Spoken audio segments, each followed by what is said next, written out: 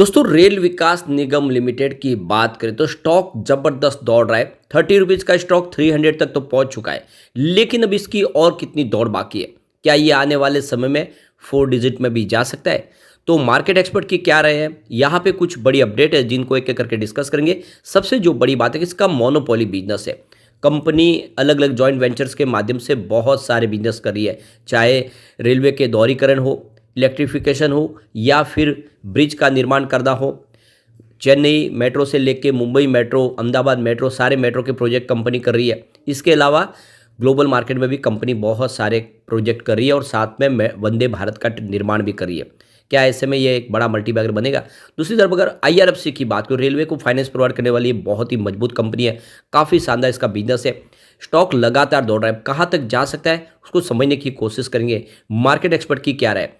इसके अलावा अगर हम आईआरसीटीसी की बात करें तो यह स्टॉक बहुत मजबूत है। फंडामेंटली कंपनी बहुत मजबूत है। अगर हम इसके सब पॉजिटिव निगेटिव पहलू देखें तो सारे के सारे पॉइंट आपको पॉजिटिव दिखाई देंगे और यहाँ पे जम के खरीदारी भी हो रही है। काफ़ी समय से स्टॉक ने पिछले 2 सालों में कोई दौड़ नहीं लगाई, अब स्टॉक ने दौड़ना शुरू किया है। क्या आने वाले इसमें एक ज़बरदस्त रिटर्न दे सकता है? एक और कंपनी को डिस्कस करने वाले जो बहुत ही शानदार बोनस देने जा रही है। काफ़ी शानदार इसका बिजनेस है और एक मजबूत आईटी कंपनी है। तो इन सारी बातों को जानेंगे इस वीडियो के माध्यम से। लेकिन फ्रेंड, उससे पहले अगर आप पहली बार हमारे चैनल पे आए तो चैनल को सब्सक्राइब कर दीजिए, एक बेल आइकॉन दबा दीजिए ताकि जब भी नया वीडियो बने पहला नोटिफिकेशन आपको मिले। वीडियो पसंद आए तो लाइक से जरूर कीजिए। चलो फ्रेंड्स, वीडियो स्टार्ट करते हैं। मैं हूँ आपका दोस्त SB दवे और हमारे अपने चैनल ऑनलाइन कमाई में आपका बहुत बहुत स्वागत है। सबसे पहले आरबीएनएल की बात कर ले तो क्लोजिंग 301 पर रही है, जहाँ पे 0.97% की तेजी थी गुरुवार को, यानी स्टॉक 300 तक पहुंच चुका है। बहुत ही तेजी से दौड़ रहा है। अब आप देख सकते हो कि इस स्टॉक ने लोगों को मालामाल कर दिया है। जिसने आरबीएनएल में जिसने 1 लाख का निवेश किया होगा उसका जो इन्वेस्टमेंट है 23 लाख हो चुका है, क्योंकि देख सकते हो कि 27 मार्च 2020 को इसकी प्राइस 12.75 के आसपास थी और 25 जनवरी 2024 को 302 तक स्टॉक पहुंच चुका है। तो इस स्टॉक ने लोगों को बम्पर रिटर्न दिया है। पिछले 4 सालों में 2267% का ज़बरदस्त रिटर्न दिया है। तो इस इन्वेस्टर्स जो है कई गुना बढ़ चुका है। 1 लाख का इन्वेस्टमेंट आपका इस समय 23 लाख के आसपास पहुंच गया है। बहुत बड़ा मल्टीबैगर साबित हुआ है।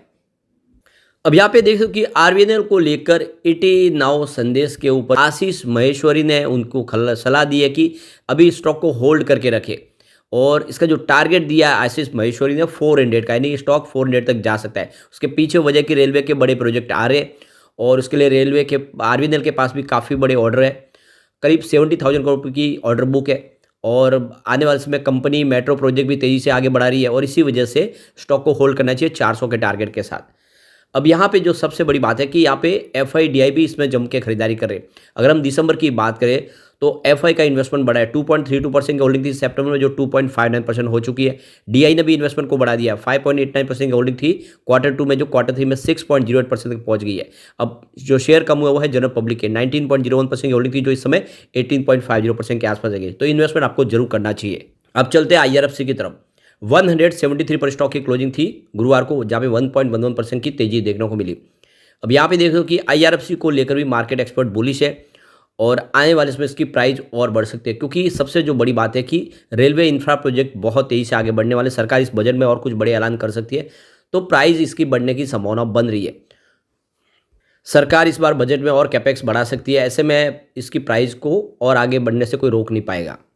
तो ईटी नाउ संदेश के जो पैनलिस्ट है उनका कहना है कि आईआरएफसी और आरबीएनएल जैसे रेलवे के स्टॉक है जो आने वाले समय इस बजट की तेजी के दौर पे और आगे बढ़ सकते हैं।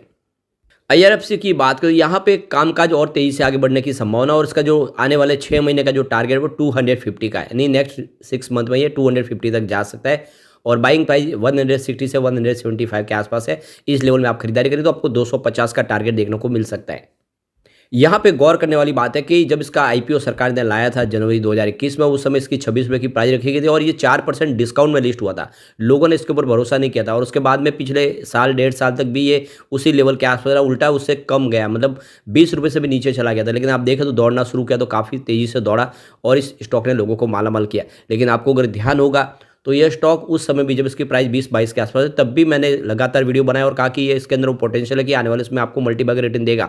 और अभी लोग कह रहे हैं कि आपकी वीडियो देख के हम मोटिवेट हुए और आज हमने उसमें अपना निवेश बनाए रखा, तो आज हमको अच्छा खासा रिटर्न मिल रहा है।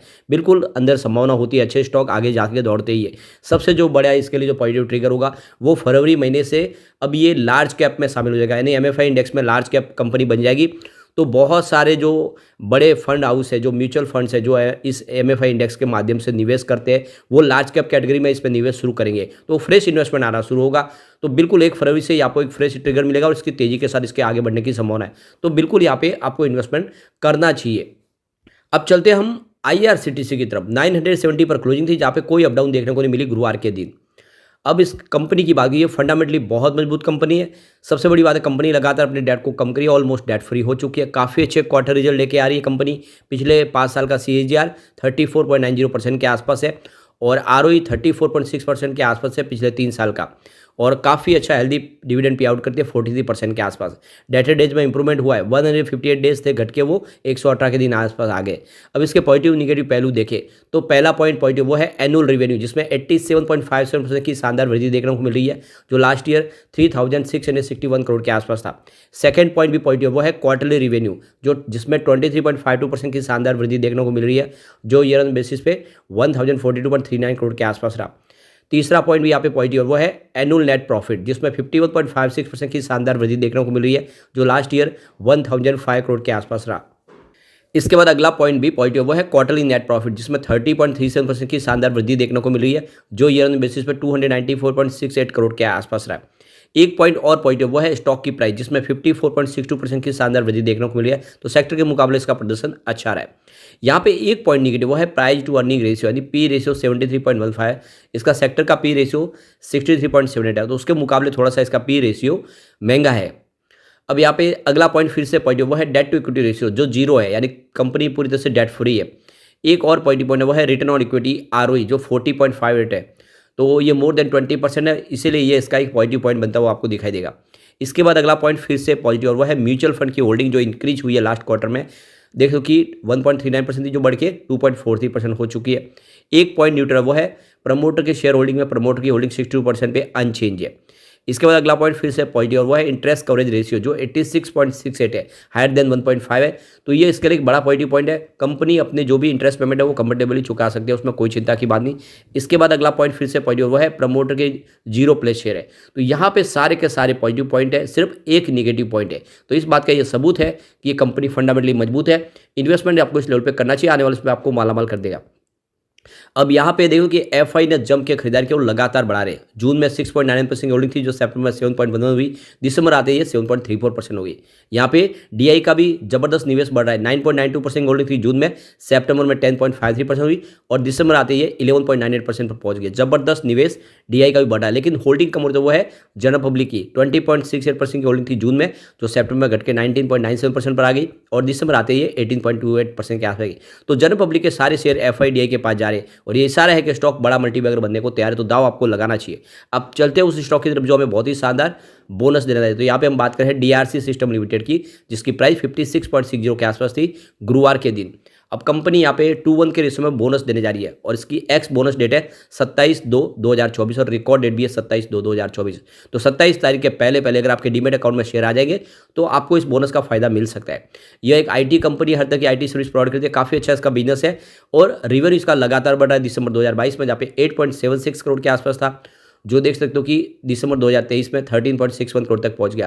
प्रॉफिट की बात करें तो दिसंबर 2022 में 3.93 करोड़ के आसपास था, जो दिसंबर 2023 में 5.10 करोड़ तक पहुंच गया। तो काफ़ी अच्छा बिजनेस है, दाव आप लगा सकते हैं। लेकिन फ्रेंड, कोई भी इन्वेस्टमेंट करने से पहले अपने फाइनेंशियल एडवाइजर से बारे में ले ले या अपना खुद का रिसर्च करें, क्योंकि मैंने वीडियो आपके एजुकेशनल पर्पज के लिए ही बनाया। वीडियो पसंद आए तो लाइक से जुड़ कीजिए और चैनल को सब्सक्राइब कर दीजिए। Thank you friend.